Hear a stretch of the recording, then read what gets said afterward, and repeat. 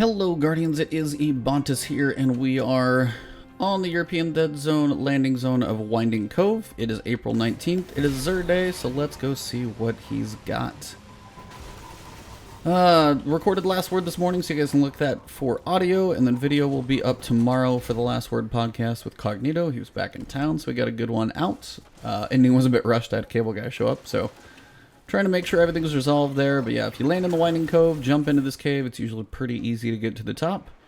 And then we'll see what he's got for an inventory, because I'm sure these guys cleared out any upstanding enemies. So here he is. Let's see what we got. Everybody's apparently got a sniper rifle right now. The Nine see your valor. Alright, so got a couple interesting things. We will get to the invitation of the Nine in a separate video. Looks like we're going to be going to Mars, Cabal, and Hive. At least those will make sense, and the strike will be Strange Terrain. That I will do separately. Honestly, the sample's pretty straightforward. Both of those enemies are on that planet, so it shouldn't be too hard to complete this week. But at least I'll cover the lore and other stuff, kind of the, lore with the emissary and things like that. I'll do that in a separate video. The Fated Engram does now hold Forsaken exotics. So I just got word that Lord of Wolves can drop from here, in case you're missing that from the spider bounties. And pretty much anything else that is Forsaken, but nothing past that. For your exotics this week, we've got a couple. Warcliff Coil, it had its heyday for a little while. It did get 25% nerf recently. It's still probably fairly powerful. They brought it in line, but it was brought down from all its glory recently. Still a pretty amazing rocket launcher, still one that's used a lot, and the catalyst definitely makes this thing even better. Basically takes the tracking up to a crazy level to where if you're a little farther away, it's still going to be a little more useful. Still going to be fairly close range, because this thing does just spread the rockets kind of everywhere, as you can tell kind of by the shape of this thing. But when you actually do use this thing on bosses, you are able to pump out quite a bit of damage, especially with something like Arc Burn and Heavyweight build. You can melt some stuff pretty easily. Weapon as loader, the weapon automatically reloads ammo on pickup, so if you do have a heavy down, it will pick it up quicker.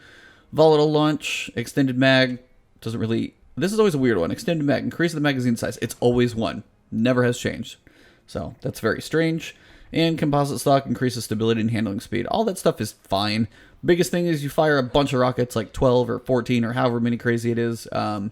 So for an arc, just quick damage dump, especially with things like Lunafaction boots for a Warlock Rift or Rally Barricade.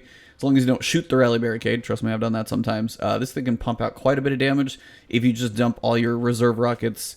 It is still powerful, so if for some reason you don't have Warcliff Coil, make sure you do pick this one up. It's one that can be a lot of fun. Next, we've got Raiden Flux. This is going to be for the Hunters. I love how you can actually demo him now, even though I'm Spaceman behind it. Still pretty cool. This does require the Hunter class, and this is going to be a nice pairing with your ArcStrider. And some of you guys with ArcStriders, if somehow you didn't get this during the missions, you should have gotten it probably through the story, but if for some reason you missed it, for your ArcStrider, this is still one of the best exotics for it. Synapse Junctions is your intrinsic perk. Quick successive attacks with Arc Staff increase its damage, output, and duration, so it's a good combination of both. Makes it last longer and does more damage. It's just a really potent thing to use with ArcStrider, so if you don't have it, make sure you pick it up. This one's got Unflinching Bow, Fusion Rifle, and Kinetic Aim. We've got Scout Rifle Reserves and Special Ammo Finder. Chest perks are usually pretty lackluster, so that is kind of as good as that one's going to get. Next, we've got Hallowfire Heart. This is for the Titan. This looks ridiculous, actually, with my Doomfang Pauldrons, but that's kind of that wish of wearing more than one exotic at once. Kind of looks freaking awesome. Sun Fire Furnace is the intrinsic perk here. Improve the recharge rate of your solar abilities. Greatly improves recharge rate while your super is charged. So if you're wearing it, generally, your abilities are going to recharge quicker. But if you actually have your super filled up and not using it, while your super is fully charged, your recharge rates are much quicker. So if you're doing something like, say, Thermite Grenades with the supercharged, and say if you have Grenadier as a modifier, you can do some absolute work if Grenadier's your modifier and things like that. So it's a good one for solo classes. Definitely one of the more specialized ones for Titans, specifically for the solar subclass.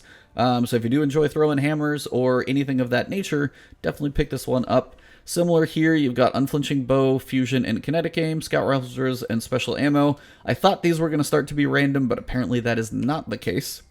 Finally, we've got Lunafaction Boots. Alright, Warlocks. Listen up, if you don't have this for some reason, it looks goofy because they're like ultra thin, but if you don't have this yet, just buy it right now. It doesn't even matter what perks are on this thing, because what it will do is alchemical, whatever. Alchemical etchings. It's alchemic, but it's alchemical. Alchemical, I'm saying that wrong, I know I am, so I'm going to move on. Your rifts gain the additional ability to automatically reload allies' weapons. Empowering Rift makes weapons effective at longer ranges. So both rifts will reload the weapons if they're standing in them, and this also works for Well of Radiance as well, so just an absolute must. And then Empowering Rift giving better range to weapons. I've seen people do some crazy work with this and shotguns. It's kind of broken but fun. Every Warlock should have a pair of these boots, so make sure you pick them up. Absolute must-owns here. Fusion Rifle Dexterity, Hand Cannon Dexterity, always a good thing. Seems like that's pretty much all of our exotics, so you'll probably get some use out of that. And Outreach reduces melee cooldown when using your class ability. If you're using your Rift a lot, your melee is going to be up a lot, and for a Warlock, that's actually a pretty nice pairing. Scout Rifle Scavenger and Special Ammo Finder, probably a decent pairing on perks. Even just these two alone, Special Ammo is always a good thing to have, and Outreach as well.